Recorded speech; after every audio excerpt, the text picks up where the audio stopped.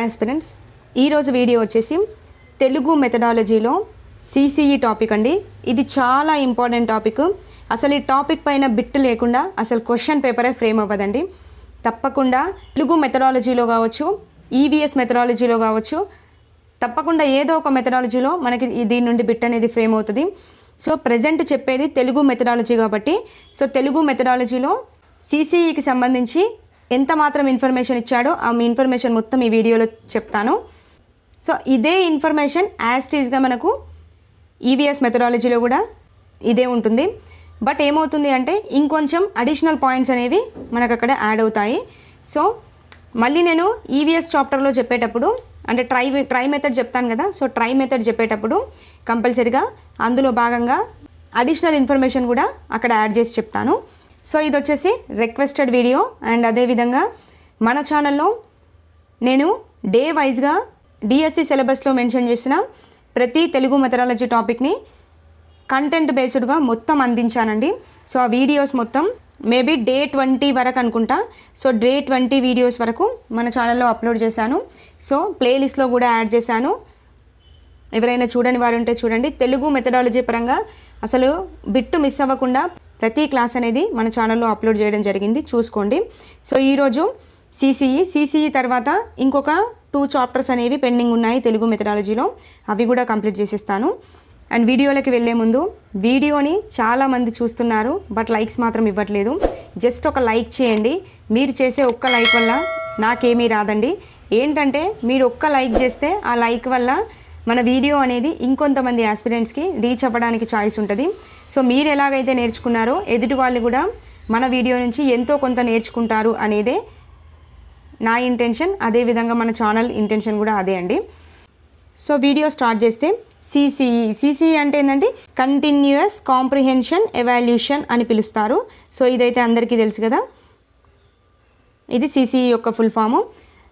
So ప్రతిదీ నేర్చుకుంటూ వెళ్దాము. ఫస్ట్ మూల్యాంకనం అంటే ఏంటి తెలుసుకుందాము. సో దీంట్లో మనం చూడాల్సింది ఫస్ట్ మూల్యాంకనం అంటే ఏంటి, మళ్ళీ తర్వాత నిరంతర సమగ్ర మూల్యాంకనం ఈ సిసిఈ అంటే ఏంది, నికష అంటే ఏంది, మాపనం అంటే ఏంది, పరీక్ష అంటే ఏంది, మదింపు అంటే ఏంది, అన్నీ తెలుసుకుంటూ వెళ్దాం. ఓకే. సో జస్ట్ మనది మొబైల్ ఎక్స్ప్లెనేషన్ కాబట్టి ఏదైనా రాసింది ఉంటే కొద్దిగా అర్థం అవ్వకపోతే నేను ఓవరాల్గా కూడా ఎక్స్ప్లెనేషన్ ఇస్తాను, కొద్దిగా అండర్స్టాండ్ చేసుకోండి. ఎందుకంటే ఫింగర్తో రాయడం కాబట్టి కొద్దిగా ఇబ్బంది అవుతుంది. చూడండి, ఫస్ట్ మూల్యాంకనం ఎవాల్యూషన్. సో మూల్యాంకనం అంటే ఏందండి, సో మీరు టెట్కి కానీ డిఎస్సికి కానీ ప్రిపేర్ అవుతున్నారు అంటే మూల్యాంకనం అనే పదం తెలియకుండా మాత్రం ఎవ్వరూ ఉండరు. ఓకే. మూల్యాంకనం అంటే ఏంది అంటే మనం ఒక లెసనే చెప్తున్నాం అనుకోండి, ఆ లెసన్ అనేది పిల్లవాడికి ఎంత మేరకు అర్థమయ్యింది, ఓకే, మీరు చెప్పిన లెసన్ అనేది పిల్లవాడు ఎంతవరకు అవగాహన చేసుకున్నాడు, మీరు అనుకున్న సామర్థ్యాలన్నీ పిల్లవాడు సాధించాడా లేదా, అకాడమిక్ స్టాండర్డ్స్ అన్నీ పిల్లవాడు రీచ్ అయ్యాడా లేదా అని తెలుసుకోవడానికి యూజ్ అయ్యేది మూల్యాంకనం. ఓకే, ఇది మన మాటల్లో చెప్పుకుంటే. సో ఇక్కడ పాయింట్స్ కూడా మెన్షన్ చేశాను, సో అవి కూడా చూసుకోవాలి. సో చూద్దాము, ఒక్కొక్క పాయింట్ చూసుకుంటూ వెళ్దాము. బోధన అభ్యసన కార్యక్రమం పూర్తయిన తరువాత ఓకే ఉపాధ్యాయుడు తాను ఆశించిన లక్ష్యాలు స్పష్టీకరణలు ఎంతవరకు నెరవేరాయో పరిశీలించుకుంటాడు. ఒకవేళ లక్ష్య సాధనలో లోపాలుంటే ఆ లోపాల కారణాలను తెలుసుకొని వాటిని సవరించుకొని బోధనను కొనసాగిస్తాడు. దీన్నే మూల్యాంకనం అంటారు. ఓకే, ఇందాక చెప్పాను కదా, ఒక లెసన్ చెప్పాం, ఆ లెసన్ ఎంతవరకు అర్థమైందో తెలుసుకోవడానికి యూజ్ అవుతుంది. అదేవిధంగా మీరు పెట్టుకున్న లక్ష్యం ఏంటి, పిల్లవాడిలో స్పష్టీకరణలు అనేవి సాధించబడ్డాయా లేదా అని తెలుసుకోవడానికి మనకు మూల్యాంకనం అనేది యూజ్ అవుతుంది. ఓకే, దీని మీనింగ్ అది. నెక్స్ట్, ముందుగా నిర్ణయించిన లక్ష్యాలు ఎంతవరకు నెరవేరాయో చూడండి. మనం ఒక లెసన్ స్టార్ట్ చేస్తున్నాము అంటే ఫస్ట్ ఏదో ఒక లక్ష్యం పెట్టుకొని స్టార్ట్ చేస్తామండి. ఓకే, అంటే ఇప్పుడు ఒక చాప్టర్ తీసుకున్నాము, దాంట్లో పిల్లవాడిలో మెమొరీకి సంబంధించిన అంటే పిల్లవాడి యొక్క మెమొరీ పవర్ని మనం టెస్ట్ చేయాలనుకున్నాం. సో దానికి సంబంధించిన నైపుణ్యాలు పెంపొందించబడతాయా లేదా తెలుసుకోవాలనుకొని మనం ఆ లెసన్ని స్టార్ట్ చేస్తాం, అంతే కదండి. ప్రతిదీ కూడా మనం ఒక పని చేస్తున్నాము అంటే కంపల్సరీగా ఒక లక్ష్యం పెట్టుకొని చేస్తాం. సో ఇక్కడ కూడా అదే చెప్తున్నాడు, ముందుగా ఒక లక్ష్యాన్ని నిర్ణయించుకుంటారు, ఆ లక్ష్యం అనేది ఎంతవరకు నెరవేరాయో, తరగతి గదిలో ఏర్పరిచిన అభ్యసన అనుభవాల ప్రభావాలు ఉద్దేశాలు ఎంతవరకు సాధ్యమయ్యాయో తెలిపేదే మూల్యాంకనం. ఓకే, నెక్స్ట్, బోధనా లక్ష్యాలు సాధించింది లేనిది తెలిపేదే మూల్యాంకనం. చూడండి, ఈ బిట్స్ అన్నీ చాలా ఇంపార్టెంట్. ఇవన్నీ కూడా ప్రీవియస్లో బిట్స్ రూపంలో ఫ్రేమ్ అయిన పాయింట్స్ అండి. ఓకే, అందుకే ఇంత పర్టికులర్గా మెన్షన్ చేశాను ఇక్కడ. చూడండి, బోధనా లక్ష్యాలు సాధించింది లేనిది తెలిపేది మూల్యాంకనమే కదా. సో మూల్యాంకనం శిశువుల సమగ్రాభివృద్ధిని అంచనా వేస్తుంది. అంటే సంపూర్ణ మూర్తిమత్వాన్ని, అంటే పిల్లవాడి యొక్క శారీరక, మానసిక, నైతిక, ఉద్వేగ అన్నింటినీ అధ్యయనం చేస్తుంది. అదేవిధంగా పాఠశాల లోపల, పాఠశాల వెలుపల కార్యక్రమాలు అన్నింటినీ కూడా అంచనా వేస్తుంది. ఓకే, విద్యార్థుల ప్రవర్తనలు మరియు వచ్చిన పరివర్తనను తెలిపేది, విద్యార్థుల ప్రవర్తనలో వచ్చిన పరివర్తనను అంటే మార్పును తెలిపేదే మూల్యాంకనం. ఓకే, ఇది ఒకటే అండి. మూల్యాంకనం అంటే మనం ఏ లక్ష్యాన్ని అయితే నిర్ణయించుకొని ఒక లెసన్ని స్టార్ట్ చేశామో ఆ లెసన్ పూర్తయిన తర్వాత ఆ లక్ష్యం నెరవేరింది లేనిది తెలిపేదే మూల్యాంకనం. ఓకే, ఇది విద్యార్థి యొక్క సమగ్ర మూర్తిమత్వాన్ని నిర్ణయిస్తుంది. అంటే విద్యార్థి యొక్క ప్రవర్తనలో ఒక మార్పును సూచించేదే మూల్యాంకనం. ఓకే, ఈ పాయింట్స్ అన్నీ ఇంపార్టెంట్ అండి. కావాలంటే స్క్రీన్ షాట్ తీసి కూడా పెట్టుకోండి. కంపల్సరీగా ఇలాగే ఒక పాయింట్ ఇస్తాడు, ఇచ్చేసి అది ఏమవుతుంది అని అడుగుతాడు. అడిగేసి మూల్యాంకనం అవుతుందా, అకాడమిక్ స్టాండర్డ్ అవుతుందా, ఇట్లా క్వశ్చన్ అనేది ఫ్రేమ్ చేస్తాడు. సో ఇక్కడ నుంచి ఈ విధంగా బిట్ అనేది ఫ్రేమ్ అవుతుంది. నెక్స్ట్ అండి, మూల్యాంకనం యొక్క నిర్వచనాలు చూసుకోవాలి. ఓకే, ఈ మధ్యకాలంలో చాలా మట్టుకు నిర్వచనాలపైనే బిట్ ఫ్రేమ్ అవుతుంది. ఇప్పుడు ఎగ్జాంపుల్గా LSRW ఉంది కదా. సో ఇందులో కూడా నిర్వచనాలు ఉంటాయి. ఆ నిర్వచనాల నుండి బిట్ ఫ్రేమ్ అవుతుంది. మూల్యాంకనాల నిర్వచనాల నుండి బిట్ ఫ్రేమ్ అవుతుంది. అదేవిధంగా మాతృభాష నిర్వచనాలు ఉంటాయి, అక్కడి నుండి బిట్ ఫ్రేమ్ అవుతుంది. సో ఇలా ప్రతి దాంట్లో కూడా, ప్రతి కాన్సెప్ట్లో కూడా నిర్వచనాల నుండి బిట్ ఫ్రేమ్ అవుతుంది. చూసుకోండి. సో కొఠారి కమిషన్ చెప్పాడు. ఏమని చెప్పింది కొఠారి కమిషన్ అంటే, కొఠారి కమిషన్ ఎప్పుడు వచ్చిందండి? 1964లో వచ్చింది. సో మూల్యాంకనం అనేది ఒక అవిరళ ప్రక్రియ, అంటే నిరంతరంగా జరిగే ప్రక్రియ అని తెలిపింది ఎవరు అంటే కొఠారి కమిషన్. చాలాసార్లు బిట్టుబడిందండి, చూసుకోండి.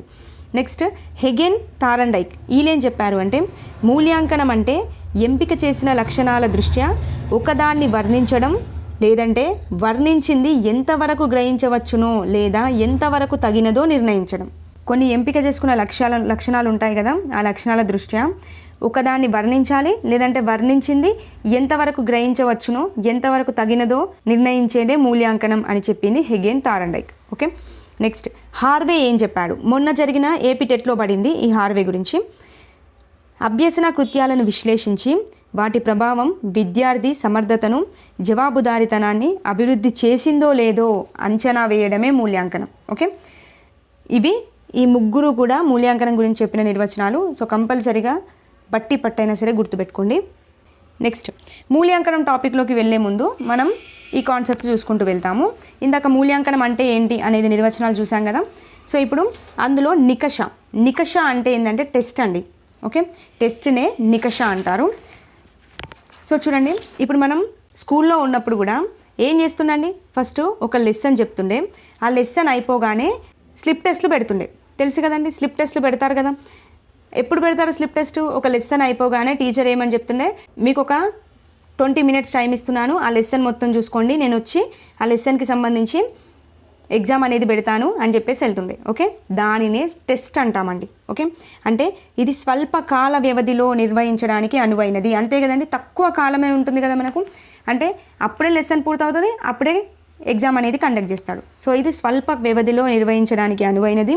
తరగతి గదిలో బోధించిన అంశాన్ని విద్యార్థి అర్థం చేసుకున్నాడో లేదో గ్రహించడానికి ఉపాధ్యాయుడికి ఉపయోగపడుతుంది. అంతే కదండి, ఒక లెసన్ అయిపోగానే టీచర్ ఎగ్జామ్ పెడుతుంది అంటే ఆ లెసన్ మనకు ఎంతవరకు అర్థమైందో తెలుసుకోవడానికే కదా ఎగ్జామ్ పెట్టేది. సో దీన్నే నికష టెస్ట్ అని పిలుస్తారు. ఓకే, ఇది తక్కువ కాల వ్యవధికి సంబంధించిందండి. రైట్, ఇదొకటి. నెక్స్ట్ పరీక్ష ఉంటుంది కదండి, స్లిప్ టెస్ట్ ఉంటుంది. ఇప్పుడు నికష చూసాం, టెస్ట్. మరి పరీక్ష అంటే ఏంది, ఎగ్జామినేషన్ అంటే ఏంది? ఇది ఎక్కువ కాల వ్యవధిలో నిర్వహిస్తారండి. అంతే కదండి, ఇప్పుడు 3 నెలలకు ఒక పరీక్ష, త్రైమాసిక పరీక్ష, 6 నెలలకు ఒక పరీక్ష, నెక్స్ట్ సంవత్సరానికి ఒక పరీక్ష నిర్వహిస్తారు కదా. సో వాటిని ఎగ్జామ్ అంటారు. ఓకే, నార్మల్గా ఒక లెసన్ అయిపోగానే పెట్టేదాన్ని టెస్ట్ అంటారు. ఒక 5-6 లెసన్స్ అయిపోయినాక, లేదంటే కంప్లీట్ లెసన్స్ అయిపోయినాక పెట్టేదాన్ని పరీక్ష, ఎగ్జామినేషన్ అని పిలుస్తారు. ఓకే, సో దీన్ని నిర్వహించడానికి ఏమవుతుంది, ఎక్కువ కాల వ్యవధి, ఎక్కువ లక్ష్యాలను పరీక్షించడానికి తోడ్పడుతుంది. ఓకే, విద్యార్థులకు కొన్ని ప్రమాణాలు నిర్ణయించి వారి విద్యా సముపార్జన స్థాయి నిర్ణయించిన విద్యా ప్రమాణాలతో సరితూగుతున్నాయా లేదా అని తెలిపేదే పరీక్ష. ఓకే, ఒక ఎగ్జామ్ నిర్వహిస్తున్నాము అంటే అక్కడ అకాడమిక్ స్టాండర్డ్స్ అన్నీ పిల్లవాడు గెయిన్ చేశాడా లేదా అని తెలుసుకోవడానికి నిర్వహిస్తాం. సో దాన్నే పరీక్ష అంటారు అని చెప్పేసి ఇక్కడ దీని యొక్క ఇన్ఫర్మేషన్. ఓకే, ఇది ఒకటే. నికష అంటే టెస్ట్, ఎప్పుడు నిర్వహిస్తారు, దేనికి నిర్వహిస్తారు. పరీక్ష అంటే ఎగ్జాము, ఎప్పుడు నిర్వహిస్తారు, దేనికోసం నిర్వహిస్తారు. ఇది ఒక్కటి చూసుకుంటే సరిపోద్ది. నెక్స్ట్ వచ్చేసి ఈ మూల్యాంకనం టాపిక్లో మనకి ఇంకొకటి వినబడే మాట మాపనం అండి. సో మాపనం అంటే మెజర్మెంట్ అండి. ఓకే, సో మాపనం అంటే ఏంటంటే ఇప్పుడు ఒక ఎగ్జామ్ పెట్టాం. ఎగ్జామ్ పెట్టాక ఏమవుతుంది, మనకు 50 మార్క్స్కి ఎగ్జామ్ పెట్టాడు అనుకోండి. ఓకే, సో మనకి ఎన్ని వచ్చాయి అని చెప్పేసి పైన వేస్తారు కదా మార్క్స్. సో 20 మార్క్స్ వచ్చాయి అనుకోండి, ఇలా తెలుపుతాం. ఎగ్జామ్ పెట్టాము, ఎగ్జామ్ పెట్టాక మనకి ఎన్ని మార్క్స్ వచ్చాయని చెప్పేసి తెలుపుతారు కదా. అదే విధంగా చెప్తారు, జస్ట్ నోట్తో చెప్తారా? లేదు కదా, ఇలా మార్క్స్ రూపంలో మనకి రివీల్ చేస్తారు కదా. సో దీనినే మాపనం అంటారండి. ఓకే, మాపనం అంటే ఏంటంటే కొలవడం. పరీక్ష ద్వారా దేన్నైతే కొలుస్తున్నామో దానికి ఒక సంఖ్యా రూపాన్ని ఇవ్వడం. చూడండి, ఒక సంఖ్యా రూపాన్ని ఇవ్వడం ఇచ్చాం కదా. ఇక్కడ ఒక సంఖ్యా రూపాన్ని ఇవ్వడాన్నే మాపనం అంటారు. ఓకే, అంటే విద్యార్థి యొక్క సాధనను మార్కుల రూపంలో తెలిపేదే మాపనం. క్లియర్? ఇది ఈ 3 కంపల్సరీగా గుర్తుపెట్టుకోండి పాయింట్స్. నెక్స్ట్ ఏంటంటే మదింపు అండి. మదింపు అంటే అసెస్మెంట్ అండి. ఓకే, చూడండి, మూల్యాంకనం అనేది ఒకటి, మదింపు అనేది ఒకటి. మనం మదింపు అనేది దేనికి యూజ్ చేస్తాము అంటే ఇది అభ్యసన ప్రక్రియలో భాగంగా జరుగుతుందండి. ఓకే, ఇప్పుడు మూల్యాంకనం అనేది ఏం చెప్పాను, ఏదైనా ఒక పని మొత్తం పూర్తయిన తర్వాత చేసేది మూల్యాంకనం. అదే అభ్యసన ప్రక్రియలో భాగంగా జరుగుతుంది అంటే అభ్యసనం జరుగుతున్న సమయంలో ఆ ప్రక్రియలో భాగంగా జరిపేదే మదింపు అనేది జరుపుతాం. ఓకే, అసెస్మెంట్ అనేది నిర్వహిస్తాం. అంటే ఇక్కడ అభ్యసన కార్యక్రమంలో విద్యార్థులు నిమగ్నమైనప్పుడు వారి యొక్క ప్రగతిని మాపనం చేయడానికి యూజ్ చేసేదే మదింపు అండి. ఓకే, చూడండి, అభ్యసన కార్యక్రమంలో అభ్యాసకులు నిమగ్నమైనప్పుడు వారి యొక్క సాధనను మదింపు చేసేదే, మాపనం చేసేదే మదింపు. ఓకే, ఇది తరగతి గదిలో భాగంగా జరుగుతుంది. ఓకే, అంటే ఒక అంచనా ప్రక్రియ అని చెప్పొచ్చు దీన్ని. ఓకే, అంచనా ప్రక్రియగా దీన్ని చెప్పొచ్చు. సో ఇప్పుడు మూల్యాంకనం అయితే తుది ఫలితాన్ని ఇచ్చేస్తుంది కదండి. సో ఇప్పుడు ఎగ్జామ్ అయిపోయింది, ఎగ్జామ్ అయిపోయాక నీ పర్ఫార్మెన్స్ ఏ విధంగా ఉందని చెప్పేసి ఒక తుది నిర్ణయం అయితే ఇస్తుంది కదా. సో తుది ఫలితాన్ని ఇచ్చేది మూల్యాంకనం. కానీ మదింపు అనేది అభ్యసన ప్రక్రియలో భాగంగా జరుగుతుంది కాబట్టి ఇది అంతిమ నిర్ణయం అనేది అంటే రిజల్ట్ అనేది ఇవ్వదు. ఓకే, ఇది మూల్యాంకనానికి మదింపుకున్న డిఫరెన్స్. ఓకే, అర్థమైందని అనుకుంటున్నాను. నెక్స్ట్ వచ్చేసి మూల్యాంకనం రకాలండి. ఇది చాలా ఇంపార్టెంట్. దీని నుండి బిట్ డెఫినెట్గా ఎక్స్పెక్ట్ చేయొచ్చు. మ్యాక్సిమం పడితే దీని నుండే బిట్ ఫ్రేమ్ అవుతుంది, లేదంటే ఉత్తమ ప్రశ్నపత్రం లక్షణాలు ఉంటాయి కదా, అక్కడ నుండి బిట్ ఫ్రేమ్ అవుతుంది. చూడాలి. ఓకే, చూడండి, క్లారిటీగా చెప్పేస్తాను. మూల్యాంకనం రకాలు వచ్చేసి అంతర్గత మూల్యాంకనం, బహిర్గత మూల్యాంకనం, లోప నిర్ధారణ, నిర్మాణాత్మక, సంగ్రహణాత్మక, ప్రాగుక్తిక, సామర్థ్య ఆధారిత మూల్యాంకనం. ఓకే, దీంట్లో ఎక్కడి నుండి బిట్ ఫ్రేమ్ అవుతుందంటే ఈ లోప నిర్ధారణ, లేదంటే నిర్మాణాత్మక, సంగ్రహణాత్మక, ప్రాగుక్తిక, ఇక్కడ నుండే మ్యాక్సిమం బిట్ అనేది ఎక్స్పెక్ట్ చేయవచ్చు. ఓకే, సో వాటి గురించి కంప్లీట్ ఇన్ఫర్మేషన్ అనేది ఇచ్చుకుంటూ వెళ్దాము. సో ఇక్కడ అంతర్గత మూల్యాంకనం అంటే ఏంటంటే చూడండి, దీంట్లోనే ఉంది కదండి, అంతర్గత అంటే అంతర్గతంగా ఉపాధ్యాయుడు ఒక విషయాన్ని బోధించాడండి. సో ఆ బోధించిన అంశాల్లో విద్యార్థి తన పర్ఫార్మెన్స్ ఎలాగుంది అని చెప్పేసి తనను తానే అంచనా వేసుకుంటాడు. అంటే అంతర్గతంగా తనను తానే అంచనా వేసుకుంటే అది అంతర్గత మూల్యాంకనం. ఓకే, అంటే ఉపాధ్యాయుడు ఒక లెసన్ బోధించిన తర్వాత విద్యార్థులు తనను తానే అంచనా వేసుకుంటే అది అంతర్గత మూల్యాంకనం. మరి బహిర్గత మూల్యాంకనం అంటే ఏంటంటే ఉపాధ్యాయుడు బోధించిన అంశాలు ఉంటాయి కదా, ఆ అంశాలలో ఇతర ఉపాధ్యాయులు అంచనా వేస్తే, ఓకే, ఇతర ఉపాధ్యాయుల ద్వారా అంచనా అనేది వేయబడితే అది బహిర్గత మూల్యాంకనం. ఓకే, తనను తానే అంచనా వేసుకుంటే అంతర్గత, ఇతర ఉపాధ్యాయుల ద్వారా అంచనా వేస్తే అది బహిర్గత మూల్యాంకనం. ఓకే, ఇది రెండు చిన్న కాన్సెప్ట్స్. సో దీని గురించి అంతగా ఇందులో ఏం మెన్షన్ చేయలేదు, అందుకే ఓరల్గా చెప్పేశాను. నెక్స్ట్ లోప నిర్ధారణ కదా. సో ఇక్కడ నుండి మనకు చాలా ఇంపార్టెంట్ కాన్సెప్ట్. చూడండి, క్లారిటీగా అర్థం చేసుకోండి. నేను ప్రీవియస్ బిట్స్ ఎక్స్ప్లెనేషన్ ఇచ్చినప్పుడు నెంబర్ ఆఫ్ టైమ్స్ చెప్పాను. నా వీడియోస్ రెగ్యులర్గా ఫాలో అయ్యే వాళ్ళైతే వీటి గురించి అసలు మళ్ళీ క్లాస్ వినాల్సిన అవసరం కూడా లేదండి, అంత క్లారిటీగా నేను అక్కడే చెప్పేశాను. సో లోప నిర్ధారణ మూల్యాంకనం. సో ఇది ఎందుకు చేస్తారు అంటే విద్యార్థుల వెనుకబాటుతనం తొలగించి అభివృద్ధి సాధించడానికి ఉపయోగపడే మూల్యాంకనం. విద్యార్థులను ప్రేరేపించడానికి, పూర్వజ్ఞానాన్ని పరిశీలించడానికి ఉపయోగపడుతుంది. విద్యార్థులలో బలాలు బలహీనతలు తెలుసుకోవడానికి ఉపయోగపడుతుంది. ఇది చాలా ఇంపార్టెంట్. బోధనకు ప్రారంభంలో జరిగే మూల్యాంకనం, అందుకే హైలైట్ చేసి మరీ పెట్టాను. ఓకే, సో ఏంటంటే లోప నిర్ధారణ అంటే బోధనకు ప్రారంభంలో మనకిప్పుడు టెక్స్ట్ బుక్లో కూడా ఒక ఫేస్ షీట్ అనేది ఇస్తారు కదండి. సో దాని బోధనకు ముందే ఇస్తారు కదా. సో ఎందుకు ఇస్తారు, దాని యొక్క యూజ్ ఏంది, దాని యొక్క ఇంపార్టెన్స్ ఏంది అంటే, బోధనను ప్రారంభించే ముందు విద్యార్థికి ఆ లెసన్ పట్ల ఏ విధమైన అవగాహన ఉంది అంటే అతని యొక్క పూర్వ జ్ఞానాన్ని పరిశీలించాలి. అతను ఆ లెసన్ని వినడానికి సిద్ధంగా ఉన్నాడా లేడా అనేది కూడా క్లారిటీగా అర్థమవుతుంది.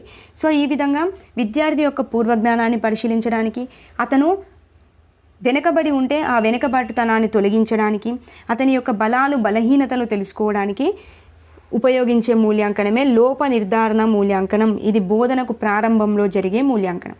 క్లియర్? ఇది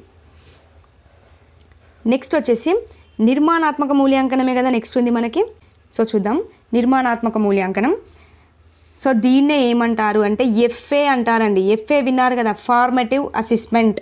ఓకే, దీన్ని ఎఫ్ఏ అంటారు, formative assessment or formative evaluation అని కూడా పిలుస్తారు. సో దీనికే ఇంకో పేరు ఏంటి అంటే రూపణ మూల్యాంకనం లేదా నియత మూల్యాంకనం అని పిలుస్తారు. ఇవి గుర్తుపెట్టుకోవాలా అంటే డెఫినెట్గా గుర్తుపెట్టుకోవాలి. ఎగ్జామ్లో నిర్మాణాత్మక మూల్యాంకనం అని ఇవ్వట్లేదండి, ఆ రోజులు ఎప్పుడో పోయాయి. ఇచ్చేది రూపణ మూల్యాంకనమా నియత మూల్యాంకనమా అని ఇస్తాడు. ఓకే, సో కంపల్సరీగా గుర్తుపెట్టుకోవాలి. సో ఇది ఎప్పుడు నిర్వహిస్తారు అంటే, ఇందాక చూసిందేమో లోప నిర్ధారణ బోధనకు ప్రారంభంలో నిర్వహిస్తే, నిర్మాణాత్మక మూల్యాంకనం అనేది బోధన అభ్యసన ప్రక్రియ జరుగుతూ ఉన్న సమయంలోనే నిర్మాణాత్మక మూల్యాంకనం జరుపుతారండి. ఓకే, చూడండి, పాఠం బోధిస్తున్నప్పుడు విద్యార్థుల అవగాహనను పరీక్షించడానికి, విద్యార్థులను ప్రశ్నించడానికి ఉపయోగపడుతుంది. బోధన అభ్యసన ప్రక్రియ జరుగుతూ ఉన్నప్పుడు నిర్వహించే మూల్యాంకనం. Okay, is it clear? ఇది. సో నిర్మాణాత్మక మూల్యాంకనం ఫార్మేటివ్ అసెస్మెంట్ ఎప్పుడు జరుపుతారు అంటే బోధన అభ్యసన ప్రక్రియ జరుగుతూ ఉన్న సమయంలోనే నిర్వహిస్తారు. అంటే ఒక లెసన్ చెప్తున్నాం, ఆ లెసన్ చెప్పినప్పుడు మధ్యలోనే ఎవరో ఒక పిల్లవాడిని లేపి క్వశ్చన్స్ వేయడం కావచ్చు, ఏదైనా ఆ లెసన్ మధ్యలోనే యాక్టివిటీని ఇవ్వడం కావచ్చు, ఇవన్నీ కూడా నిర్మాణాత్మక మూల్యాంకనంలో భాగంగానే చేస్తారండి. ఓకే, ఇది బోధన జరుగుతూ ఉన్న సమయంలో అని క్వశ్చన్ కనిపించింది అంటే నిర్మాణాత్మక మూల్యాంకనం. నెక్స్ట్ వచ్చేసి సంగ్రహణాత్మక మూల్యాంకనం. దీన్నే ఎస్ఏ అంటారు, అంటే సమ్మేటివ్ అసెస్మెంట్, సమ్మేటివ్ ఎవాల్యూషన్ అని పిలుస్తారు. ఓకే, దీనికి మరో పేరు ఏంటి అంటే సంకలన మూల్యాంకనం. ఇందాక నిర్మాణాత్మక మూల్యాంకనానికి రూపణ మూల్యాంకనం అని ఉందినేమో, సంగ్రహణాత్మక మూల్యాంకనానికి సంకలన మూల్యాంకనం అని పేరు. ఓకే, ఒక విద్యా కార్యక్రమం అనంతరం ఆశించిన లక్ష్యాలు ఏ మేరకు నెరవేరాయో తెలిపే మూల్యాంకనం. సో ఇది సంకలన మూల్యాంకనం ఒక విద్యా ప్రక్రియ లేదా కార్యక్రమ ఫలితాన్ని తెలుపుతుంది. విద్యార్థి ఒక తరగతి పూర్తి చేసిన తరువాత నిర్వహించే మూల్యాంకనం సంగ్రహణాత్మక మూల్యాంకనం. ఓకే, చూడండి, లెసన్ బోధించడానికి ముందు నిర్వహించేది లోప నిర్ధారణ, లెసన్ జరుగుతూ ఉన్న సమయంలో నిర్వహించేది నిర్మాణాత్మకం, లెసన్ పూర్తయిన తరువాత నిర్వహించేది, చూడండి, లెసన్ పూర్తయిన తర్వాత కావచ్చు, ఒక తరగతి పూర్తి చేసిన తర్వాత కావచ్చు, లేదంటే లెసన్స్ అన్నీ కంప్లీట్ చేసిన తర్వాత కావచ్చు, విద్యార్థుల గ్రేడులు ఇవ్వడానికి కావచ్చు నిర్వహించే మూల్యాంకనం ఏది అంటే సంగ్రహణాత్మక మూల్యాంకనం. ఓకే, ఇది అంటే ఒక ఫలితాన్ని తెలుపుతుంది అన్నట్టు, ఒక ఫలితాన్ని తెలపడానికి యూజ్ అయ్యే మూల్యాంకనం సంగ్రహణాత్మక మూల్యాంకనం. ఓకే, ఇవి. నెక్స్ట్ వచ్చేసి మనకు ప్రాగుప్తిక మూల్యాంకనం అని చెప్పాను కదా. సో ప్రాగుప్తిక మూల్యాంకనం అంటే ఏంటంటే ఊహించడం అండి. అంటే ప్రజెంట్ ఒక కృత్యం చేసిండు అంటే, ఒక యాక్టివిటీ చేసిండు అంటే దాన్ని బేస్ చేసుకొని ఫ్యూచర్లో అతడు ఏ విధంగా ఉంటాడో అనేది ఊహించి చెప్తాం కదా. సో అలా ఊహించి చెప్పేదే ప్రాగుప్తిక మూల్యాంకనం. చూడండి, విద్యార్థి ప్రస్తుతాన్ని ఆధారంగా చేసుకొని భవిష్యత్తులో ఏ రంగంలో ఏ సబ్జెక్ట్లో రాణిస్తాడో తెలియజేసే మూల్యాంకనమే ప్రాగుప్తిక మూల్యాంకనం. Is it clear? Okay, next సామర్థ్య ఆధారిత మూల్యాంకనం. సో ఆశించిన సామర్థ్యాలు ఏ మేరకు విద్యార్థులకు లభించాయో తెలుసుకోవడానికి చేసే మూల్యాంకనమే సామర్థ్య ఆధారిత మూల్యాంకనం. ఓకే, సామర్థ్య ఆధారిత అంటే సామర్థ్యాలను తెలుసుకోవడానికి చేసే మూల్యాంకనమే సామర్థ్య ఆధారిత మూల్యాంకనం. Is it clear? ఇదండి మూల్యాంకనం యొక్క రకాలు. ఓకే, ఇందులో నుంచి తప్పకుండా బిట్ ఎక్స్పెక్ట్ చేయొచ్చు, చూసుకోండి క్లారిటీగా. సో ఇందాక చూసిందంతా కూడా మూల్యాంకనం అంటే ఏంటి అని చూసాం కదండి. సో ఇప్పుడు నిరంతర సమగ్ర మూల్యాంకనం అనేది చూడాలి. ఓకే, ఇందాక మూల్యాంకనం అనేది చూసాం, ఆ మూల్యాంకనం తర్వాత వచ్చిందే నిరంతర సమగ్ర మూల్యాంకనం. ఓకే, సో ఇందాక చెప్పిన మూల్యాంకనం ఏంటంటే ఒక లెసన్ పూర్తయిపోయిన తర్వాత కావచ్చు, ఒక తరగతి గది పూర్తయిపోయిన తర్వాత కావచ్చు, విద్యార్థి యొక్క పర్ఫార్మెన్స్ ఏ విధంగా ఉందని చెప్పేసి తెలిపేదే మూల్యాంకనం అని చెప్పా. కానీ నిరంతర సమగ్ర మూల్యాంకనం అంటే ఎల్లప్పుడూ జరుగుతూ ఉండాలి. అంటే పాఠ్యాంశాల్లో, సహపాఠ్యాంశాల్లో, పాఠ్యేతర అంశాల్లో ప్రతి అంశంలో విద్యార్థి యొక్క సమగ్ర మూర్తిమత్వానికి సంబంధించిన మూల్యాంకనమే నిరంతర సమగ్ర మూల్యాంకనం. ఓకే, దీని గురించి కంప్లీట్ ఇన్ఫర్మేషన్ ఇస్తాను చూడండి. సో ఇందులో నిరంతర అంటే ఏంటి, సమగ్ర అంటే ఏంటి, మూల్యాంకనం అంటే ఏంటి అని తెలుసుకోవాలి. మూల్యాంకనం అంటే ఏంటి తెలుసుకున్నాం కదా. సో ఇప్పుడు ఈ పదాలకు మీనింగ్ తెలుసుకోవాలి, నిరంతరకి సమగ్రకి. చూడండి, నిరంతరం అంటే ఏంటంటే బోధన అభ్యసన ప్రక్రియ ఏదో ఒక సందర్భానికో సంఘటనకో పరిమితం కాకుండా అభ్యసన అంశాలన్నింటినీ ఎల్లప్పుడూ పరిశీలించడం. చూడండి, ఏదైనా ఒక సందర్భానికో ఒక సంఘటనకో పరిమితం కాకుండా అభ్యసన అంశాలన్నింటినీ ఎల్లప్పుడూ పరిశీలించడం అంటే నిరంతరంగా పరిశీలించడమే నిరంతరం అని మీనింగ్. ఓకే, నెక్స్ట్ సమగ్ర అనే దానికి చూద్దాము. సమగ్రం అంటే కాంప్రిహెన్సివ్. ఓకే, సో చూడండి, సమగ్రంగా అంటే పాఠ్యేతర అంశాలను విడివిడిగా చూడకుండా రెండింటికి సమప్రాధాన్యతనివ్వడమే సమగ్రత. అంటే అన్నింటినీ కలిపి చూడాలి, అదే సమగ్రత అని. ఓకే, అంటే ఇప్పుడు నిరంతరం అంటే ఏం చెప్పుకున్నాం, ఎల్లప్పుడూ. సో ఎల్లప్పుడూ అంటే ఎప్పుడూ కూడా పాఠ్యేతర అంశాలన్నింటినీ కూడా కలిపి చూడడమే నిరంతర సమగ్ర మూల్యాంకనం. ఓకే, మూల్యాంకనం అంటే చెప్పాను కదా, ఇది ఆ వర్డ్కి ఇన్ఫర్మేషన్. సో చూడండి, నిరంతర సమగ్ర మూల్యాంకనంలో 2 రకాలుగా విద్యార్థులను మదింపు చేస్తారండి. ఓకే, సో ఇక్కడ నిర్మాణాత్మక మదింపు లేదా రూపణ మూల్యాంకనం చెప్పాను కదా, ఎఫ్ఏ ఇందాకే ఇన్ఫర్మేషన్ ఇచ్చాను కదా, బోధన అభ్యసన కార్యక్రమం జరుగుతూ ఉన్న సమయంలో చేస్తారని. సో అదొకటి. నెక్స్ట్ సంగ్రహణాత్మక మదింపు సంకలన మూల్యాంకనం ఎస్ఏ. ఓకే, అంటే ఒక లెసన్ మొత్తం పూర్తయిన తర్వాత లేదంటే తరగతి మొత్తం పూర్తయిన తర్వాత నిర్వహించేదే సంగ్రహణాత్మక మదింపు లేదా సంగ్రహణాత్మక మూల్యాంకనం అని చెప్పాం. ఓకే, వీటి గురించి కంప్లీట్గా ఇంకోసారి నేర్చుకోవాలి.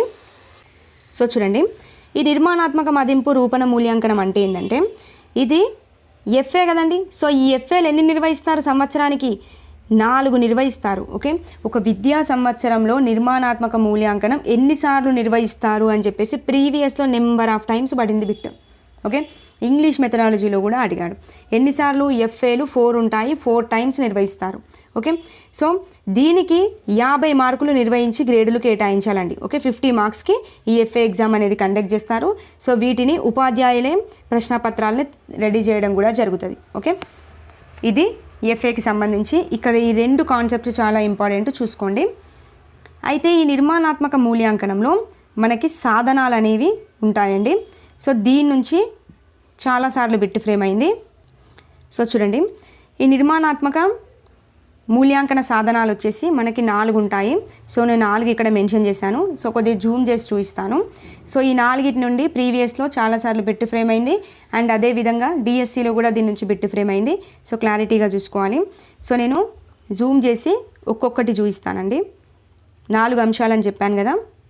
సో చూడండి, ఫస్ట్ వన్ వచ్చేసి పిల్లల భాగస్వామ్యం ప్రతిస్పందనలు, నెక్స్ట్ వచ్చేసి రాత అంశాలు, నెక్స్ట్ వచ్చేసి ప్రాజెక్టు పనులు, నెక్స్ట్ వచ్చేసి లఘు పరీక్ష. ఓకే, ఈ 4 అనేవి నిర్మాణాత్మక మూల్యాంకన సాధనాలు. ఓకే, ఆర్డర్ కూడా ఇంపార్టెంట్, ఫస్ట్ ఏది, సెకండ్ ఏది, థర్డ్ ఏది, ఫోర్త్ ఏది. ఓకే, సో వీటికి కేటాయించిన మార్కులు ఏంటి అనేది చూసుకోవాలి. సో చూడండి, పిల్లల భాగస్వామ్యం ప్రతిస్పందనలకు 10, రాత అంశాలకు 10, ప్రాజెక్టు పనులకు 10, లఘు పరీక్షకు మాత్రమే 20 మార్కులు కేటాయిస్తారండి. ఓకే, మరి శాతంగా చూసుకుంటే ఇది టోటల్గా ఎంతకని చెప్పాను, 50 మార్క్స్ కానీ చెప్పాను. ఓకే, సో శాతం చేయాలి అంటే మనం 100కి చేస్తాం కాబట్టి దీన్ని డబుల్ చేయాలి కదండి. సో ఇక్కడ ఇచ్చిన మార్కులని డబుల్ చేస్తే మనకు శాతం అనేది వస్తుంది, అంతే కదా. సో మనం కేటాయించింది 50 మార్క్స్కి, సో శాతంలోకి మార్చాలి అంటే దాన్ని డబుల్ చేయాలి. సో పిల్లల భాగస్వామ్యం ప్రతిస్పందనలకు 20%, రాత అంశాలకు 10 మార్క్స్ కాబట్టి 20%, ప్రాజెక్టు పనులకు 10 మార్క్స్ కాబట్టి 20%, లఘు పరీక్షకు 20 మార్క్స్ కాబట్టి 40% అనేది భారత్వ శాతంగా తీసుకుంటాం. ఓకే, సో దీని యొక్క ఆధారాలు చాలా ఇంపార్టెంట్ అండి, ఎక్కువ మట్టుకు ఇక్కడ నుంచి బిట్టి ఫోకస్ చేస్తున్నాడు. సో చూడండి, పిల్లల భాగస్వామ్యం ప్రతిస్పందనలో మనకి ఏమేం కనిపిస్తాయి అంటే ఉపాధ్యాయుల పాఠ్య ప్రణాళిక అంటే ఉపాధ్యాయుల యొక్క లెసన్ ప్లాను మరియు టీచర్ యొక్క డైరీ, పిల్లల ప్రతిస్పందనలు అనేవి మనకు పిల్లల భాగస్వామ్యం ప్రతిస్పందనలో కనిపిస్తాయి. ఓకే, మరి రాత అంశాల్లో ఏం కనిపిస్తాయి అంటే చూడండి, రాత అంశాల్లో మనకు కనిపించేటివి పిల్లల యొక్క డైరీ కనిపిస్తుంది, నోట్ బుక్స్ కనిపిస్తాయి, అసైన్మెంట్స్ కనిపిస్తాయి, పోర్ట్ఫోలియోలు కనిపిస్తాయి. ఓకే, ఇవన్నీ కూడా మనకు పిల్లల యొక్క రాత అంశాల్లో కనిపిస్తాయి. నెక్స్ట్ ప్రాజెక్టు పనులలో ఏం కనిపిస్తాయి అంటే పిల్లలు నిర్వహించిన ప్రాజెక్టులు వాటి నివేదికలు అనేవి ప్రాజెక్టులో కనిపిస్తాయి. లఘు పరీక్షలో పిల్లలు రాసిన జవాబు పత్రాలు, జవాబులు రాసిన నోట్బుక్లు అనేవి లఘు పరీక్షలో కనిపిస్తాయి. ఓకే, ఈ అంశాలు నిర్మాణాత్మక మూల్యాంకన సాధనాలుగా ఉంటాయి. సో 4 ఉంటాయి. దీంట్లో మనకి బిట్ ఏ విధంగా ఫ్రేమ్ అవుతుంది అనేది మళ్ళీ ఒకసారి క్లారిటీగా చెప్తాను. ఈ 4 అంశాలను ఆర్డర్ వైజ్గా పెట్టండి అని చెప్పేసి ఒక బిట్ ఫ్రేమ్ అవుతుంది. లేదంటే పిల్లల భాగస్వామ్యానికి కేటాయించిన మార్కులు ఎన్ని అని అడుగుతాడు. లేదంటే రాత అంశాలకు కేటాయించిన మార్కులు ఎన్ని అని అడుగుతాడు. లేదంటే పిల్లల భాగస్వామ్యానికి కేటాయించిన శాతం ఎంత, భారత్వ శాతం ఎంత అని అడుగుతాడు. లేదంటే లఘు పరీక్ష కేటాయించిన భారత్వ శాతం ఎంత అని అడుగుతాడు. లేదంటే పిల్లల భాగస్వామ్యం ప్రతిస్పందనలో కనిపించే అంశాలు ఏంటి అని అడుగుతాడు. లేదంటే కనిపించని అంశం ఏంటి అని అడుగుతాడు. ఓకే, ఈ విధంగా ఈ టాపిక్ నుండి బిట్ అనేది ఫ్రేమ్ అవుతుంది. సో కంపల్సరిగా ఇది మాత్రం మిస్ చేసుకోకండి, పక్కా చూసుకోవాల్సిన బిట్ ఇది. నెక్స్ట్ కాన్సెప్ట్ ఉత్తమ ప్రశ్నాపత్రం. ఓకే, ఉత్తమ ప్రశ్నాపత్రం యొక్క లక్షణాలు ఏంటి అనేది కూడా చూసుకోవాలి. తప్పకుండా ఇక్కడ నుంచి కూడా రావడానికి ఛాయిస్ ఉంటుంది. చూడండి, ఉత్తమ ప్రశ్నాపత్రం యొక్క లక్షణాలు. మొన్న నేను జనవరిలో జరిగిన టెట్ పేపర్స్ ఎక్స్ప్లెనేషన్ ఇచ్చానండి, ప్రీవియస్ బిట్స్ అనాలిసిస్ అని చెప్పేసి. అందులో ఇక్కడ నుండి 2 బిట్స్ 2 or 3 బిట్స్ అనేవి అక్కడ కూడా ఎక్స్ప్లెనేషన్ ఇచ్చాను, చూడండి ఒకసారి. చూడండి, ఉత్తమ ప్రశ్నపత్రం యొక్క లక్షణాలు అయినవేంటి, అందులో లేనిదేంటి అని అడుగుతాడు. సో కంపల్సరీగా ఇవన్నీ గుర్తుపెట్టుకోవాలి. ఓకే, ఫస్ట్ వన్ సప్రమాణత లేదంటే యోగ్యత, దీనినే ప్రామాణికత అంటారు. దీనికే ఇంగ్లీష్లో వ్యాలిడిటీ అని పిలుస్తారండి. ఓకే, వీటి యొక్క నేమ్స్ కూడా గుర్తుపెట్టుకోండి. సప్రమాణత అని ఇవ్వకపోవచ్చు, యోగ్యత అని అడగవచ్చు, లేదంటే ప్రామాణికత అని అడుగుతాడు. నెక్స్ట్ విశ్వసనీయత. విశ్వసనీయతని ఏమంటామండి, రిలయబిలిటీ అంటాం కదా. సో ఈ రిలయబిలిటీ. నెక్స్ట్ ఆచరణాత్మకత లేదంటే ఔపయోగికత. సో దీన్నే ఏమని పిలుస్తారు అంటే యూజబిలిటీ అని పిలుస్తారు. నెక్స్ట్ వచ్చేసి వస్తునిష్టత, విషయనిష్టత లేదా లక్ష్యాత్మకత, దీనినే ఆబ్జెక్టివిటీ అని పిలుస్తారు. నెక్స్ట్ వ్యాపకత లేదా సమగ్రత, దీనినే కాంప్రిహెన్సివ్నెస్ అని పిలుస్తారు. ఓకే, వ్యాలిడిటీ అంటే సప్రమాణత, రిలయబిలిటీ అంటే విశ్వసనీయత, యూజబిలిటీ అంటే ఆచరణాత్మకత, ఆబ్జెక్టివిటీ అంటే వస్తునిష్టత, కాంప్రిహెన్సివ్నెస్ అంటే వ్యాపకత. నెక్స్ట్ గ్రేడుల నిర్ణయం, నెక్స్ట్ సవరణ బోధనకు మార్గదర్శి, నెక్స్ట్ కొనసాగింపు, నెక్స్ట్ విచక్షణ శక్తి. ఇవన్నీ కూడా ఉత్తమ ప్రశ్నపత్రానికి ఉండాల్సిన లక్షణాలు. ఓకే, ఇప్పుడు వీటన్నింటి గురించి 1 by 1 కంప్లీట్ ఇన్ఫర్మేషన్ అనేది నేర్చుకుందాం. ఇక్కడ మాత్రం ప్రతిదీ కూడా సెకండ్ నేమ్ థర్డ్ నేమ్ కూడా గుర్తుపెట్టుకోండి. ఫస్ట్ వన్ సప్రమాణత, వ్యాలిడిటీ. సో సప్రమాణత అంటే ఏంటంటే మనం ఇప్పుడు ఒక ఎగ్జామ్ పెడుతున్నాము. ఆ ఎగ్జామ్లో నేను జ్ఞాన లక్ష్యం అనేది పరీక్షించాలనుకుంటున్నాను. ఓకే, ఆ ఎగ్జామ్ని ఎందుకు కండక్ట్ చేస్తున్నాను, జ్ఞాన లక్ష్యం పరీక్షించడానికి కండక్ట్ చేస్తున్నాను. సో ఇప్పుడు నేను ఎగ్జామ్ కండక్ట్ చేశాను. సో నేను కండక్ట్ చేసిన ఎగ్జాము నేను జ్ఞాన లక్ష్యం కోసం కండక్ట్ చేశాను కదా. సో ఆ ఎగ్జామ్ అనేది ఈ జ్ఞాన లక్ష్యాన్ని చేరుకుందనుకోండి.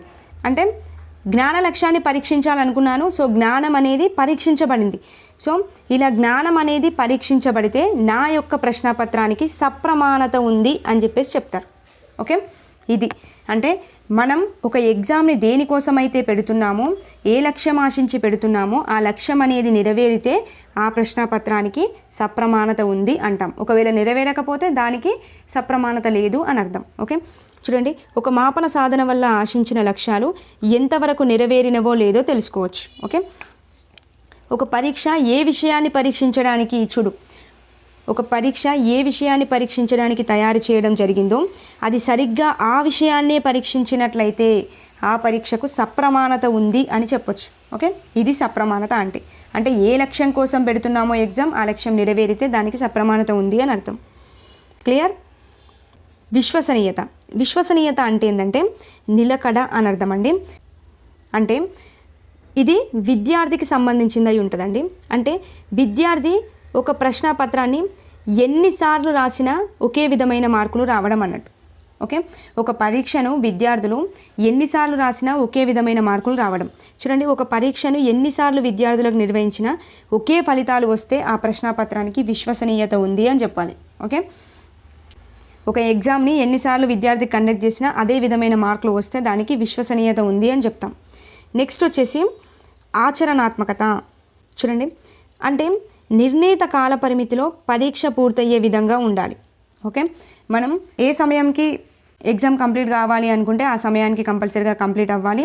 ప్రశ్నపత్రానికి నిర్వహించడానికి సౌలభ్యం ఉండాలి, వ్యాఖ్యాన సౌలభ్యం ఉండాలి, సరిదిద్దడంలో సౌలభ్యం ఉండాలి, పొదుపు సౌలభ్యం కూడా ఉండాలి. ఇవన్నీ ఉంటే దానికి ఆచరణాత్మకత ఉంది అని చెప్తాం.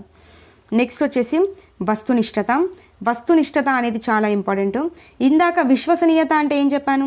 విద్యార్థి ఒక ప్రశ్నపత్రాన్ని ఎన్నిసార్లు రాసినా ఒకే విధమైన మార్కులు రావాలని చెప్పాను.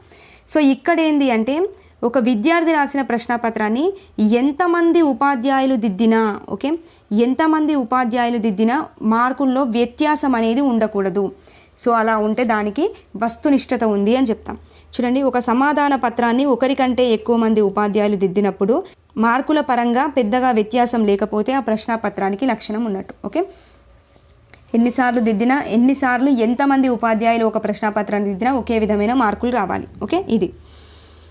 నెక్స్ట్ వ్యాపకత. వ్యాపకత అంటే ఏందండి చెప్పండి? వ్యాపించడం అంటే ఒక లెసన్కే పరిమితం కాకుండా ఆ టెక్స్ట్ బుక్లో ఉన్న అన్ని లెసన్స్ని మనం కవర్ చేయాలి క్వశ్చన్స్ రెడీ చేసేటప్పుడు. అలా కవర్ చేస్తే దానికి వ్యాపకత ఉంది అని అర్థం. చూడండి, అన్ని బోధనా అంశాలకు సముచిత ప్రాధాన్యం ఉండాలి అని తెలిపే లక్షణం. ఉపాధ్యాయుడు పరీక్షా పత్రాన్ని తయారు చేసేటప్పుడు అన్ని పాఠ్యాంశాలకు సమాన ప్రాధాన్యం ఇవ్వాలి. సమాన ప్రాధాన్యం ఇస్తూ అన్ని పాఠ్యాంశాల నుండి ప్రశ్నలు రాబడితే అది వ్యాపకత. ఓకే, ఇది. సో ఇదండి, అర్థమైందని అనుకుంటున్నాను. మెయిన్గా సప్రమాణత, విశ్వసనీయత, ఆచరణాత్మకత, వస్తునిష్టత వీటిపైన ఎక్కువగా ఫోకస్ చేయండి. ఇక్కడ నుండి బిట్ అనేది ఫ్రేమ్ కావడానికి ఛాయిస్ ఉంటుంది ఈ కాన్సెప్ట్లో. నెక్స్ట్ వచ్చేసి ప్రశ్నలు రకాలు. ఓకే, ప్రశ్నలు వచ్చేసి పరీక్షా అంశాలు 2 రకాలుగా వర్గీకరించారండి. సో అవేంటి అంటే స్వేచ్ఛాంతర రకం ఒకటి, బంధితాంతర రకం ఒకటి. ఓకే, స్వేచ్ఛాంతర రకం అంటే విద్యార్థులకు పూర్తిగా స్వేచ్ఛ అనేది ఉంటుంది. ఎగ్జామ్ రాసేటప్పుడు అందులో ఇచ్చే క్వశ్చన్స్ ఉంటాయి కదా, క్వశ్చన్స్ని సాల్వ్ చేసేటప్పుడు అక్కడ పిల్లవాడికి స్వేచ్ఛ అనేది ఉంటుంది. ఎగ్జాంపుల్గా వ్యాసరూప క్వశ్చన్ ఉందనుకోండి. చూడండి, వ్యాసం రాస్తున్నాము అంటే పిల్లవాడికి అతనికి ఏం థాట్స్ వస్తే ఆ థాట్స్ అన్నీ కూడా అక్కడ రాస్తాడు. అంటే పూర్తి స్వేచ్ఛ అనేది ఉంటుంది కదా. సో అలా అన్నట్టు. దీన్నే సరఫరా రకం అంటారు, లేదంటే వ్యక్తాశ్రయ రకం అంటారు. వ్యక్తాశ్రయం అంటే ఏంటంటే ఒక వ్యక్తి తనకిష్టం ఉన్నని మార్కులు వేయొచ్చండి. దీన్నే వ్యక్తాశ్రయ అంటారు. ఓకే, అంటే ఒక ఎగ్జామ్ రాశాడు, వ్యాసరూప క్వశ్చన్ ఉంది. ఆ క్వశ్చన్లో ఆ పిల్లవాడు ఇష్టం ఉన్నట్టుగా ఏదో ఒక్కొక్క ఇన్ఫర్మేషన్ రాశాడు. సో దీనికి ఒక ఉపాధ్యాయుడు 20 వేస్తే, ఒక ఉపాధ్యాయుడు 25 వేస్తాడు, ఒక ఉపాధ్యాయుడు 15 వేస్తాడు. అంటే ఎవరికి నచ్చిన విధంగా వాళ్ళు స్కోర్ ఇవ్వచ్చు. సో దీన్నే స్వేచ్ఛాంతర రకం లేదా వ్యక్తాశ్రయ రకం అని పిలుస్తారు. నెక్స్ట్ బంధితాంతర రకం అంటే ఇప్పుడు మల్టిపుల్ చాయిస్ క్వశ్చన్ ఉందనుకోండి. ఈ మల్టిపుల్ చాయిస్ క్వశ్చన్ రాసినప్పుడు ఏ విధంగా ఉంటుంది? ఇక్కడ క్వశ్చన్ ఉంటుంది, కింద 4 ఆప్షన్స్ ఉంటాయి. సో దాంట్లో పిల్లవాడికి స్వేచ్ఛ అనేది ఉంటుందా? కరెక్ట్ ఆప్షన్ని ఎన్నుకోవాల్సి ఉంటుంది. కానీ అక్కడ ఇచ్చిన క్వశ్చన్కి కంప్లీట్గా ఇన్ఫర్మేషన్ రాసుకుంటూ కూర్చోడానికి ఛాయిస్ ఉంటుందా? ఉండదు కదా. సో అలాంటి క్వశ్చన్స్ని బంధితాంతర రకం లేదంటే ఎంచుకునే రకం. చూడండి, ఇందులో ఎంపిక చేసుకుంటాం కదా, ఎంచుకునే రకం లేదా లక్ష్యాత్మకత అనేది ఉంటుంది అని చెప్పేసి చెప్పొచ్చు. ఓకే, సో 2 రకాలు, స్వేచ్ఛాంతర రకం, బంధితాంతర రకం, గుర్తుపెట్టుకోండి. సో చూడండి, స్వేచ్ఛాంతర రకం. సో ఈ స్వేచ్ఛాంతర రకంలో మనకి ఏ విధమైన క్వశ్చన్స్ కనిపిస్తాయి? చూడండి, స్వేచ్ఛ ఉంటుంది. సో ఇందులో వ్యాసరూప సమాధాన రకం కనిపిస్తుంది. నెక్స్ట్ సంక్షిప్త సమాధాన రకం కనిపిస్తుంది. లఘు సమాధాన రకం, పూరక రకం అనేవి కనిపిస్తాయి. చూడండి, వ్యాసరూప క్వశ్చన్ రాస్తున్నావు అంటే అందులో ఇష్టమున్న ఇన్ఫర్మేషన్ రాసుకోవచ్చు. సంక్షిప్త సమాధాన రూప క్వశ్చన్ అంటే కూడా ఎంతో కొంత ఇన్ఫర్మేషన్ అనేది రాస్తాం. లఘు సమాధానంలో కూడా ఎంతో కొంత ఇన్ఫర్మేషన్ రాస్తాం. సో ఈ వీటిని స్వేచ్ఛాంతర రకం అని పిలుస్తారు. సో అడుగుతాడు, ఈ క్రింది వాటిలో స్వేచ్ఛాంతర రకాన్ని గుర్తించండి అని చెప్పేసి ఇస్తాడు. ఇచ్చేసి అందులో వ్యాసరూప, సంక్షిప్త ఇలా మెన్షన్ చేస్తాడు. సో కాబట్టి దాని కిందికి ఏమొస్తాయని కూడా గుర్తుపెట్టుకోవాలి. సో దీంట్లో వ్యాసరూప అన్నాం కదా. సో వ్యాసరూప చూసినట్లయితే చూడండి, వ్యాసరూప క్వశ్చన్స్ రాసేటప్పుడు స్వేచ్ఛాపూరిత ప్రశ్నలు అంటాం కదా వీటిని. సో స్వేచ్ఛ అనేది ఉంటుంది.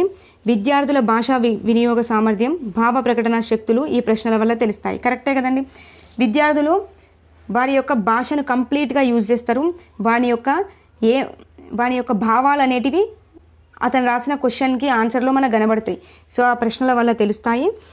సో దీనివల్ల ప్రయోజనం ఏంటి అంటే విద్యార్థులకు అభిప్రాయ వ్యక్తీకరణలో స్వేచ్ఛ అనేది ఎక్కువగా ఉంటుంది. అంటే ఏ విధంగా క్వశ్చన్కి సంబంధించి అతడు ఏ విధమైన అభిప్రాయాన్ని అనుకుంటున్నాడో ఆ అభిప్రాయం మొత్తం అక్కడ తెలుపుతాడు.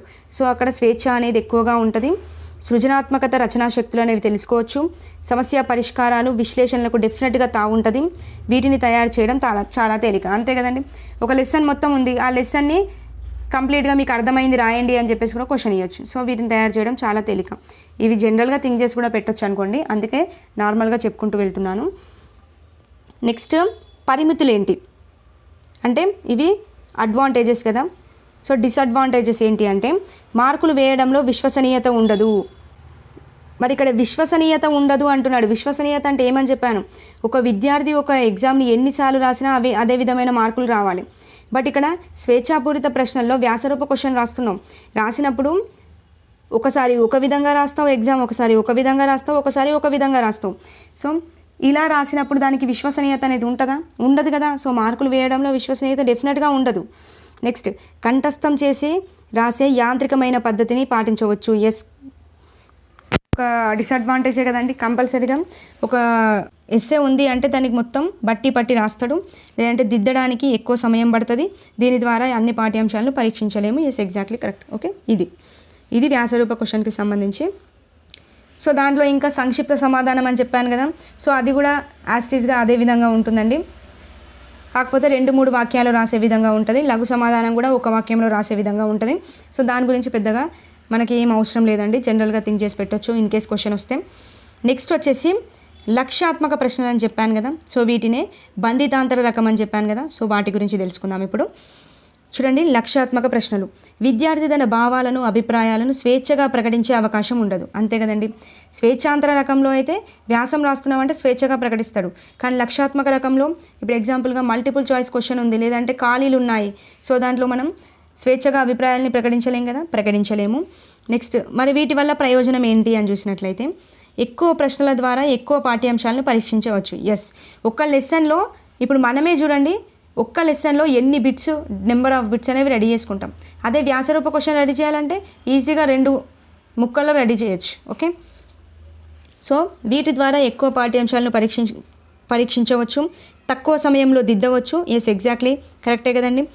ఇక్కడ క్వశ్చన్ ఉంది, మనం దానికి ఖాళీ ఇచ్చాము, ఆ ఖాళీ రాసిందా లేదా చూసి డైరెక్ట్గా మార్క్స్ వేసేయచ్చు. సో తక్కువ సమయంలో దిద్దొచ్చు. మార్కులు వేయడంలో తేడాలు ఉంటాయా? ఉండవు. ఎన్నిసార్లు దిద్దినా మళ్ళీ అదే విధమైన మార్కులు వస్తాయి, అంతే కదండి. సో ఇప్పుడు ఇక్కడ మల్టిపుల్ చాయిస్ క్వశ్చన్ ఉంది, నువ్వు అక్కడ ఏ ఆప్షన్ అయితే సెలెక్ట్ చేసావో అదే ఆప్షన్ కనబడుతుంది. సో మార్కులు వేయడంలో తేడా ఉంటుందా? ఉండదు. నెక్స్ట్ బోధన లక్ష్యాలను, స్పష్టీకరణలను, సామర్థ్యాలను ఖచ్చితంగా మదింపు అనేది చేయవచ్చు. ఓకే, ఇవి దాని యొక్క ప్రయోజనాలు. సో ఇప్పుడు మరి లక్ష్యాత్మక ప్రశ్నల యొక్క రకాలు ఏంటి అని చూద్దాము. ఇందాక మనం చూసాం కదండి, స్వేచ్ఛాంతర రకంలో వ్యాసరూప క్వశ్చన్స్, సంక్షిప్త రకాలు, నెక్స్ట్ లఘు సమాధాన రకాలు, పూరక రకం అని చెప్పేసి చెప్పాను. ఇవన్నీ కూడా స్వేచ్ఛా రకం. సో ఇప్పుడు లక్ష్యాత్మక ప్రశ్నల రకాలు తెలుసుకోవాలి. సో అడుగుతాడు, లక్ష్యాత్మక రకం ప్రశ్న ఈ క్రింది వాటిలో ఏది అని చెప్పేసి గుర్తించమని ఇస్తాడు. సో అవేంటి అనేవి చూద్దాం ఇప్పుడు. చూడండి, బహుళైచ్ఛిక ప్రశ్నలు. చూడండి, మల్టిపుల్ చాయిస్ క్వశ్చన్. ఒక ప్రశ్న పూర్తి వాక్య రూపంలో లేదా అసంపూర్ణ వాక్య రూపంలో ఉంటుంది. క్రింద క్వశ్చన్ ఇస్తాడు, క్రింద 4 ప్రత్యామ్నాయ జవాబులు ఉంటాయి, అందులో ఒకటే సరైన సమాధానం ఉంటుంది. సో దాన్ని మనం గుర్తించాల్సి ఉంటుంది. వీటినే బహుళైచ్ఛిక ప్రశ్నలు అంటారు. దీని యొక్క ప్రయోజనాలు ఏంటండి? మరి సరైన సమాధానం గుర్తించడంలో విద్యార్థి ప్రజ్ఞ డెఫినెట్గా బయటపడుతుంది. ఇప్పుడు మనమే ఎగ్జామ్ రాస్తున్నాం, టెట్ ఎగ్జామ్, దాంట్లో మీరు ఏ క్వశ్చన్ పెట్టారు అనేది మీ ప్రజ్ఞను డెఫినెట్గా డిసైడ్ చేస్తుంది. నెక్స్ట్ లక్ష్యాత్మకంగా ఉంటాయి కాబట్టి త్వరగా దిద్ది మార్కులు గుర్తించవచ్చు. విశ్వసనీయత ఉంటుంది. చూడండి, విద్యార్థి ఎన్నిసార్లు రాసినా అదే విధమైన మార్కులు వస్తాయి కదా. ఇప్పుడు మనం టెట్ ఎగ్జామ్ రాసినప్పుడు అన్నీ కూడా మల్టిపుల్ చాయిస్ క్వశ్చన్సే ఉంటాయి. సో మీరు ఎన్నిసార్లు కౌంట్ చేసుకున్నా అదే విధమైన మార్కులు వస్తాయి. మీ ఫ్రెండ్ కౌంట్ చేసినా అదే విధమైన మార్కులు వస్తాయి. ఎంతమంది కౌంట్ చేసినా అదే విధమైన మార్కులు వస్తాయి. సో బహుళైచ్ఛిక ప్రశ్నలకు విశ్వసనీయత అనేది ఉంటుంది. ఓకే, నెక్స్ట్ ఏంది? అన్ని పాఠ్యాంశాలలో ప్రశ్నలు తయారు చేయవచ్చు. సమస్య పరిష్కారం, పునఃస్మరణ, కారణాలు తెలపడం వంటివి పరీక్షించవచ్చు. విద్యార్థుల విచక్షణ, వివేచన, ఎంపిక సామర్థ్యాలు కూడా పరీక్షించవచ్చు. ఓకే, జనరల్గా థింక్ చేసి కూడా పెట్టవచ్చు ఇవి. సో మరి వీటికి పరిమితులు ఏంటి అని చూసినట్లయితే, ఒక మల్టిపుల్ చాయిస్ క్వశ్చన్ రెడీ చేయాలంటే ప్రత్యామ్నాయ సమాధానాలు వెతకడం కొంత కష్టమే అవుతుందండి. అంతే కదండి. ఇప్పుడు మనమే ఒక బిట్టు రెడీ చేయాలంటే దానికి క్వశ్చన్ రెడీ చేస్తాం, బట్ ఆప్షన్స్ని పెట్టాలి అంటే ఎంతో కొంత థింక్ చేయాల్సి వస్తుంది. సో ఎంతైనా కొద్దిగా కష్టమే అనిపిస్తుంది. ప్రశ్నలు రూపొందించడానికి ఎక్కువ సమయం పడుతుంది. గుడ్డిగా సమాధానం గుర్తించే వీలుంటుంది.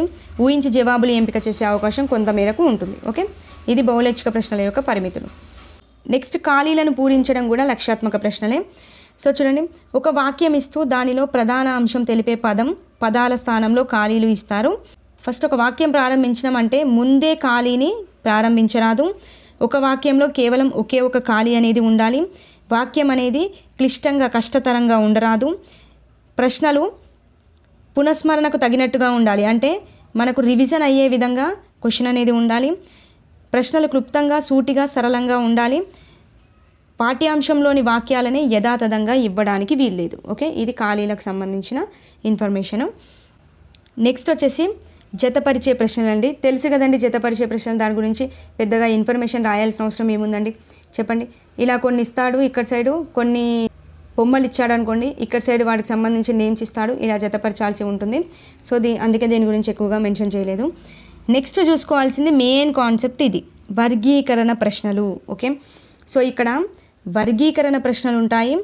నెక్స్ట్ చూడండి, విలోమ రూప ప్రశ్నలు ఉంటాయి. ఓకే, సో ఈ రెండింటికి డిఫరెన్స్ అనేది తెలుసుకోవడం చాలా ఇంపార్టెంట్. సో చూడండి, వర్గీకరణ ప్రశ్నలు అంటే ఏంటంటే, ఇది ఆడ్మన్ అవుట్ లాగా, అంటే ఒక 4 ఒకే సమూహానికి చెందినవి కావచ్చు, లేదంటే ఒకే లక్షణాలు ఉన్నవి కావచ్చు. ఒక 4 ఇస్తాడండి, ఆ 4 మనం సంబంధం లేని అంశాన్ని వేరు చేయాల్సి ఉంటుంది. ఓకే, ఇలా సంబంధం లేని అంశాన్ని వేరు చేయడమే వర్గీకరణ ప్రశ్నలండి. ఓకే, సో ఇది అవగాహనను పరీక్షించడానికి తగినవిగా ఉంటాయి. పోలికలు తేడాలు గుర్తించడం అనే అంశానికి ఇది సరైనదిగా ఉంటుంది.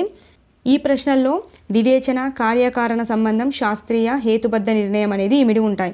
ఇది మొన్న పేపర్ 2లో పడింది, ఇదే విధంగా ఇచ్చాడు.